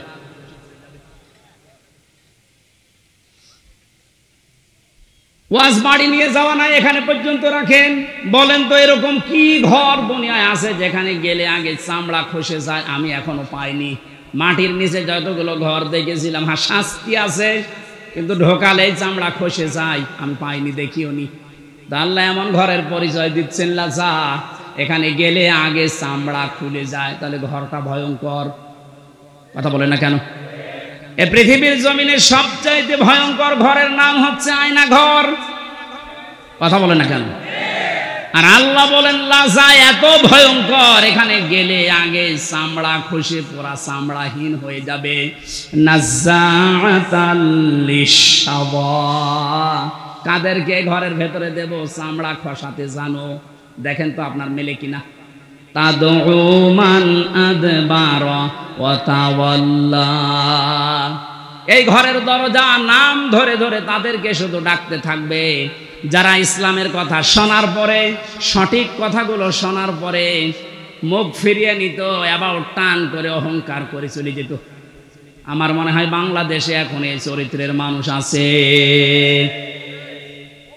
চোখে আঙ্গুল দিয়ে দেখিয়ে দে যে এটা সঠিক পথ, কোরআনের পথ, আল্লাহর নাম নিয়ে বলা হয়, রসুলের হাদিস দিয়ে বলা হয়, এরপরও অ্যাবাউট টান করে মুখ ফিরিয়ে অহংকার করে চলে যাচ্ছেন। এর পরবর্তী তো আরো খারাপ কথা দিয়েছেন আল্লাহ, অজাম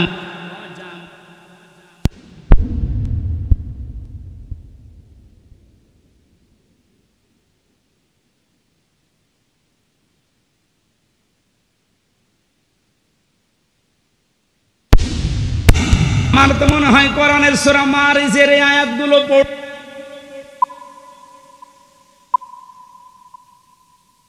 যাচ্ছে না। এগুলো কি 9:30 পর্যন্ত কি করেছেন? আমার আয়াত কেবল শুরু হচ্ছে আর এখন আদায় করে না। এই জন্য তো মাহফিলে আমি আসতে চাই না। আদায় করা মাহফিলে নিয়ে আসবেন না, এগুলো আগে থেকে করে নেবেন। তাফসীর করতে লিখে দিয়েছেন, আমি তা যা শেষ করবো তো আয়াতগুলো, নাকি আগে এটা করে নেব? শেষ করে এখন থাকবেন তো নাকি? টাকা কথা তোলা কথা বললে অত চলে যাবেন। নেন 5-7 মিনিট না, 4 মিনিট সময় দিলাম, 4 মিনিট। যারা যাচ্ছে যা আছে সব আগে দিয়ে দেন, এরপরে শব্দে যাবো আবার, তাড়াতাড়ি করেন। আরে হোসাইন কই গো, হোসাইন কই? কালেকশনে মাহফিল নিয়েছে, ও কালেকশন করতে পারে না? তা তো আমি জানি না, তো আমার জোর করে চাপিয়ে দিলে হবে? বান্দা খোদার দূর হয়ে যাবে বাধা সব, তোমার আমার মালিক আছেন আমাদের রব, আছেন আমাদের রব। হয়েছে? হ্যাঁ চলে যান, এবার চলে যান, যান। যারা দিয়েছেন ওনাদের বের করে দিন। এই তাড়াতাড়ি বের হন।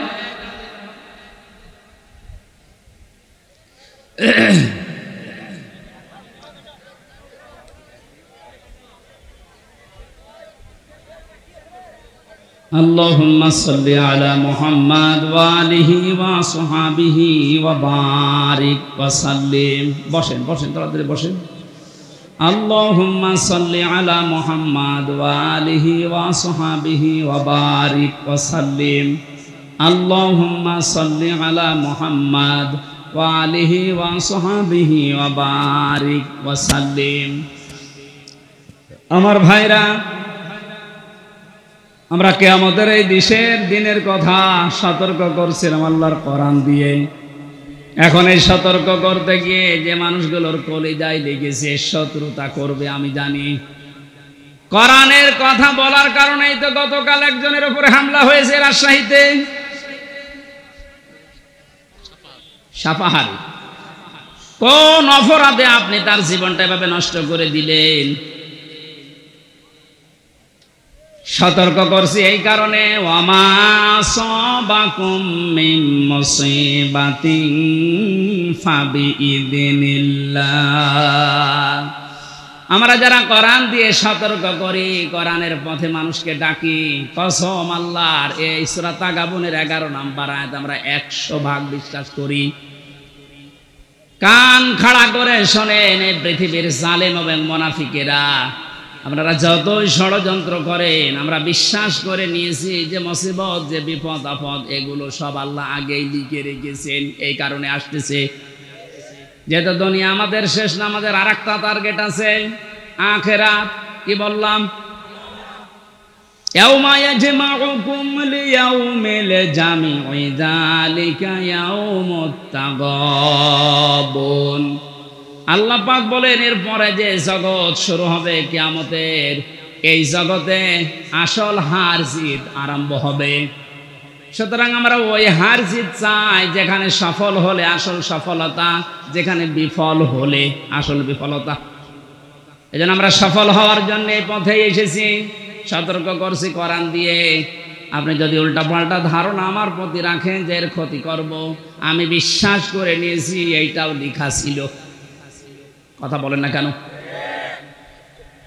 কোরআনে কারিমে সূরা হাদীদের ভেতরে আছে, আল্লাহ রাব্বুল আলামিন বলেন, মা আসাবা মিন মুসিবাতিন ফিল আরদি ওয়ালা ফি আনফুসিকুম ইল্লা ফি কিতাবিম মিন ক্বাবলি আন নাবরাহা ইন্না যালিকা আলাল্লাহি ইয়াসির। এই ভালো করে মিলাবেন। আমি যখনই কোরআন পড়ি, আয়াতের ব্যাখ্যা যায়, তখন দেখি আমার মনে হয় ১৫০০ বছর আগে না, এই মাত্র বাংলাদেশ দেখি আল্লাহ আয়াতটা নাযিল করল। আপনি মিলান তো দেখি। মা আসাবাকুম মিন মুসিবাতিন ফিল আরদি, যে সমস্ত মুসিবত, বিপদ আপদ, আনন্দের বিষয় চাই বলেন দুনিয়াতে আসে, তোমাদের উপরে আসে, এগুলো সব আমি আগে থেকে আমার কিতাবে লিপিবদ্ধ করে রেখেছি। আর এটা আমি আল্লাহর জন্য একেবারেই সহজ। এই জন্য মুমিনদের জীবনে যদি বিপদ আসে, যদি ধৈর্য ধারণ করতে পারে, আখেরাতে তার পুঁজি তৈরি হয়। আর এই ধৈর্যের কারণে তার জীবনের অপরাধগুলো আল্লাহ মাফ করে দেয়। কিন্তু এই বিপদ আপদ যাদের কারণে তৈরি হয়, এই জালেমগুলোর দুইটা ক্ষতি। 1 নাম্বার, ওদের দুনিয়ার জীবনে ধ্বংস ছাড়া আর কিছু নেই। কারণ জালেমদের জন্য আমি ওই দিন বলেছিলাম যে বরদোয়া, জালেমদের জন্য মামলা দায়ের করবে সরাসরি আল্লাহ। এ বাংলাদেশে চলো জালেম ছিলেন, আপনি নিজে তো জানেন যে আপনি জালেম কিনা। আপনি জালেম যারা ছিল তারা আল্লাহর মামলার আসামি। আল্লাহর মামলার আসামিদের দুনিয়া আখিরাত তো শেষই। কথা বলেন না কেন? এই জন্য আমরা যারা বিপদে পড়ি, আমাদের কোনো আফসোস নেই, জানি এগুলো কিতাবে লেখা আছে, হবে এটা। দুইটা উপকার আমাদের জন্য। আমরা যদি কোনো নিয়ামত পাই, একেবারে আনন্দে আত্মহারা হয়ে উল্টা পাল্টা কাজে আমরা জড়িয়ে পড়ি না। আজ দুনিয়াদার যারা দেখতে পেলাম, এই 5 তারিখ থেকে 31 তারিখ পর্যন্ত আখেরাতের টার্গেট যাদের নেই, কিতাবে যাদের বিশ্বাস নেই, এই মানুষগুলো 5 তারিখ থেকে 31 তারিখ পর্যন্ত বিজয় একটা পাওয়ার পর পরে তারা লুটপাট আরম্ভ করে দিয়েছে। তাদের পূর্বের চরিত্র আবার মনে হচ্ছে ফিরে এসেছে। কিন্তু কোরআনে কারিম জানাচ্ছে, লিকাইলা তাসাউ আলা মা ফাতাকুম ওয়ালা তাফরাহু বিমা আতাকুম আল্লাহু লা ইউহিব্বু কুল্লা মুখতালিন ফাখুর। আমি তোমাদের উপরে বিপদ দেই এই কারণে, আনন্দ দেই এই কারণে যে বেশি নিয়ামত পাওয়ার পরে আবার এরকম মনে করবা না যে যা আর দুনিয়ায় চিন্তা নেই, যা পাবো তাই খাবো না। আবার বিপদে পড়লে হায় হতাশ করবা না। বেশি আনন্দিত হওয়া যাবে না, আবার দুঃখে মন ভারাক্রান্ত করে থাকা যাবে না। মুমিন যারা তাদেরকে কোনোদিন হতাশা পেড়ে বসে না। মুমিন যারা, যাদের ভেতরে আল্লাহর পরকালের বিশ্বাস আছে, ওরা সব সময় এক। এর বাস্তবতা আপনি এখন লক্ষ্য করছেন আমিরে জামাতের কথায়, তার অ্যাক্টিভিটিস আপনি দেখতে পাচ্ছেন না। লোকটা বিপদও যেরকম ছিল, এই আনন্দেও সেরকমই আছে। 5 থেকে 31 তারিখ পর্যন্ত এই 25 দিনের ভেতরে তার মুখে একবারও শুনেছেন যে এত অত্যাচারিত হয়েছে, এবং ঠিক ওই রকম করে আপনারা শুরু করেন বলিস একবার। আপনি তো তার মতো অত বিপদে পড়েননি। সে জেলে আছে, শুধু জেলে না, এরপরেও তার ছেলে জেলখানায়, তার স্ত্রী অসুস্থ, তার অনুসারী অনকম, তার সহযাত্রী সহযোদ্ধা যারা সব পালিয়ে পালিয়ে আছে, অধিকাংশ গুলো যে মানুষগুলো আছে জেলখানায়। এরপরও মানুষের ভেতরে দেখলাম কোনো টেনশন নেই, চিন্তা নেই। আল্লাহ রাব্বুল আলামিন জানিয়েছেন, হে নবী, এই মানুষগুলোকে বসেন, এক জায়গায় বসেন,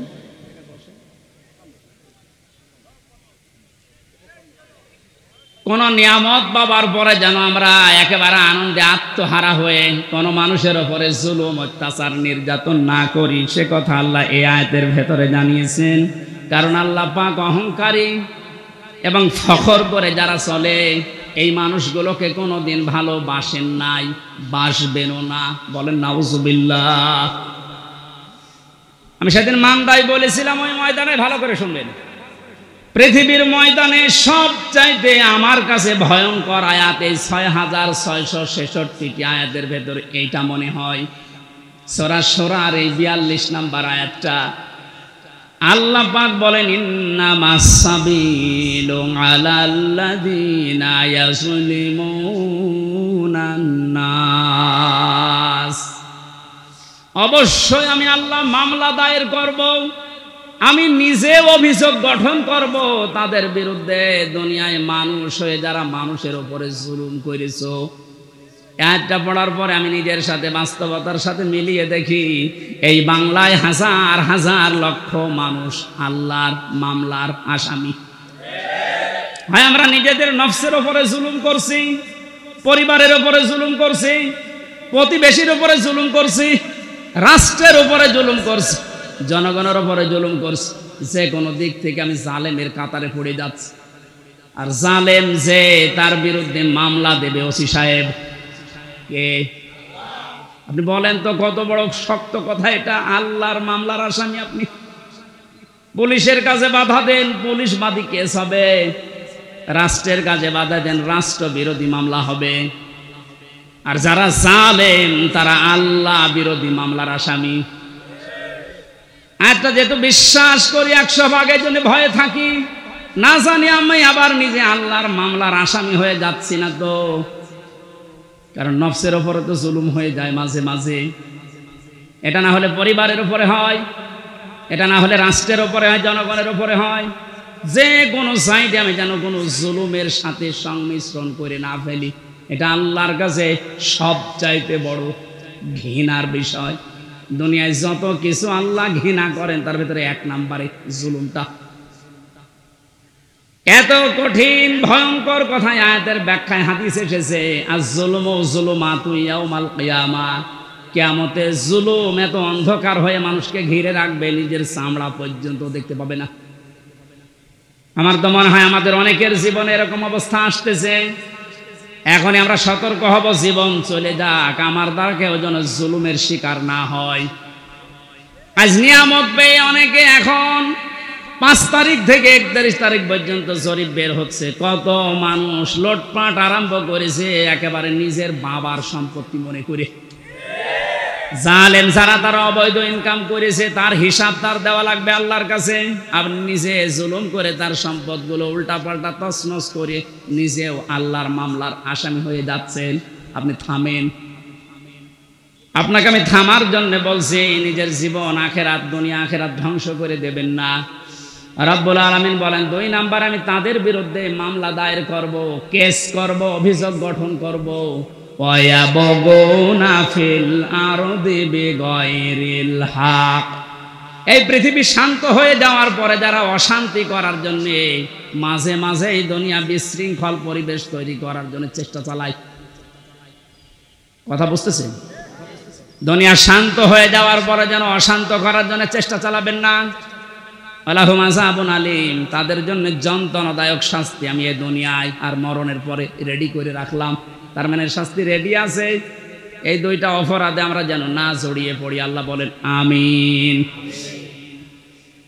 কোরআনে কারিমের আয়াত দিয়ে যে সতর্কবাণী আল্লাহ উচ্চারণ করেছিলেন যে কিয়ামতের এই দৃশ্যের কথা আপনি মানুষদেরকে শোনাবেন, যাদের ভেতরে জবাব দিতে হবে এই টেন্ডেন্সি আছে, হে নবী আপনি দেখবেন এই মানুষগুলো এমনিতেই পরিবর্তন হয়ে যাচ্ছে। আর যাদের ভেতরে বিশ্বাস নেই যে না দুনিয়ার জীবনই শেষ জীবন, আমার আর দরবারে ইলাহিতে দাঁড়ানো লাগবে না, এই মানুষগুলোকে কোরআন দিয়ে সতর্ক করলেও কাজ হবে না। ফাযাক্কির বিল কুরআনি মান ইয়াখাফু ওয়াঈদ। So admonish and or by the Holy Quran him who frees my threat. আল্লাহ বলেন নবী আপনি কোরআন দিয়ে তো এই মানুষগুলোকে সতর্ক করতে পারেন, তারা আপনার বাণী শোনার পরে সতর্ক হবে, ভীত সন্তুষ্ট হয়ে যাবে, যারা আল্লাহর ধমকের ভয় করে। কার ধমক?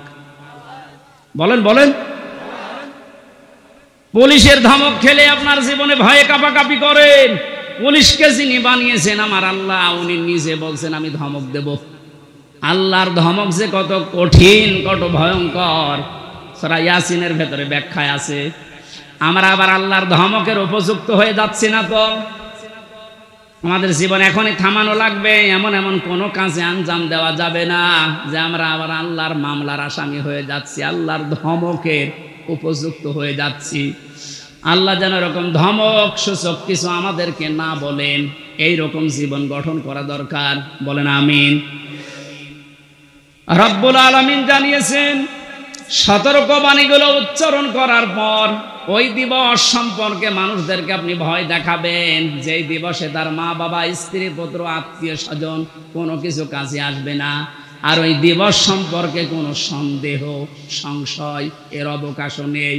সে দিবসের নাম কিয়ামত। কোন দিবস? এই কিয়ামতে জবাব দিতে হবে। এই টেন্ডেন্সি যতদিনে জাতির ভেতরে পয়দা না হবে, পুলিশ বলেন, র্যাব বলেন, আরবি বলেন, কোনো বাহিনী দিয়ে অপরাধ মুক্ত করা সম্ভব না। মক্কার ওই মানুষগুলো, ওদেরকে পরিবর্তন করার জন্য নবীজি এটা অ্যাপ্লাই করেছিলেন। যারা চুরি করতো, ডাকাতি করতো, নারীর ইজ্জতের জম ছিল, ওই মানুষগুলোকে যখন বোঝাতে পেরেছিলেন আর একটা কিন্তু জগৎ আছে, দাঁড়াতে হবে। হযরত ওমরের মতো এরকম ভয়ঙ্কর মানুষ, এই মানুষটার জীবন এত পরিবর্তন হয়ে গেছে, 24 ঘন্টায় তিনি আতঙ্কে থাকতেন, আল্লাহ আমি তোমার সামনে দাঁড়াতে পারবো তো? রাষ্ট্রের সর্বোচ্চ দায়িত্বে ছিলেন হযরত আবু বকর। আজ এই যে 1600 মানুষ, 28 জন মানুষ দায়িত্বে ছিল, আমি হাদিসটার সাথে মাঝে মাঝে মিলাতাম। আল্লাহ, ওনার সন্তান আব্দুল্লাহ একদিন পায়েস খেতে চেয়েছিল। স্ত্রী ডাক দিয়ে বলছেন, স্বামী আপনি তো দেশের দায়িত্বে আছেন, যে টাকা পয়সা নিয়ে আসেন এর দ্বারা আজকে পায়েস তৈরি করা সম্ভব না। আপনি এক কাজ করেন, বাইতুল মালে যিনি আছেন অর্থমন্ত্রীর দায়িত্বে, তারে বলেন আগামী মাসের বেতনটা যেন আমাদেরকে দিয়ে দেয়। উনি বললেন ঠিক আছে দেখি। অর্থমন্ত্রীর কাছে বাইতুল মালে যিনি খাজানচিতে আছে বললেন আগামী মাসের যে বেতন পায়, মনে করেন 1200 দিরহাম, আমার আপনি দিয়ে দেন, আগামী মাসে আমার দেওয়া লাগবে না। অর্থমন্ত্রী ওই রকম ছিলেন, ডাক দিয়ে বলে প্রধানমন্ত্রী আপনি যে আগামী 1 মাস বাঁচবেন এটা একটা লিখিত দেন। আমাদের দেশে যারা দায়িত্ব ছিল, এটা কি যিনি দায়িত্ব ছিল প্রধান তাকে বলার ক্ষমতা ছিল? এইরকম বলার ক্ষমতা যখন তৈরি হবে তখন সবাই আমরা এক হয়ে যাব। ওই রকম একটা দেশ চাই যে সবাই থাকবে জবাবদিহির ভেতরে। মানে যেই বলেছে অর্থমন্ত্রী যে আপনি 1 মাসের বেতন নিতে চান অগ্রিম, লিখে দেন যে আপনি 1 মাস বাঁচবেন, তারপরে বেতন দেব। মানে বলছে ঠিক আছে, বেতন লাগবে না। স্ত্রীর কাছে গিয়ে বলছে স্ত্রী হবে না, আমার এই শর্ত দিয়েছে, কিন্তু আমার তো কোনো গ্যারান্টি নেই। স্ত্রী আর কথা জবাব দিতে পারে নাই। 15 দিন পর পায়েস রান্না করে দুপুর বেলা দিয়েছে। মানে খাওয়া বন্ধ করে দিলেন, ডাক দিয়ে বলেন স্ত্রী দাঁড়াও, আমি তো আগাম বেতন নিয়ে আসি নাই, যা প্রতি মাসে মাসে দেয় ওইটাই দিয়েছি, কোথায় পেলে? স্ত্রী উম্মে রোমানা ডাক দিয়ে বলে স্বামী আমার, আপনাকে আমি বলেছিলাম আপনি পারেন নাই, কিন্তু আপনার উপর আমার কোনো রাগ নেই। যেই টাকা আপনি আমাকে হাত খরচের জন্য দেন প্রতি মাসে মাসে, ওখান থেকে আমি 1 মুঠা করে চাল আটা যাই বলেন তুলে রাখতাম। 15 দিনে প্রায় 2 কেজি হয়ে গেছে। এটা আমি পাশের বাড়িতে বিক্রি করে এই পায়েস রান্না করেছি। হযরতে আবু বকর সিদ্দিক সন্তান আব্দুল্লাহ খাবার খাচ্ছিলেন। আব্দুল্লাহকে ডাক দিয়ে বললেন তাড়াতাড়ি খেয়ে শেষ করো। ছেলেটার হাত ধরে নিয়ে গেলেন বাইতুল মালে।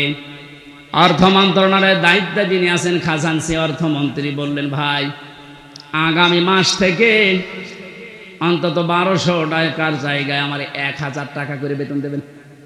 কারণ আমি যা দেখলাম 1000 টাকা হলো আমার সংসার চলে যাচ্ছে, ওই 200 টাকা থাকলে আমার জনগণের কাজ হবে।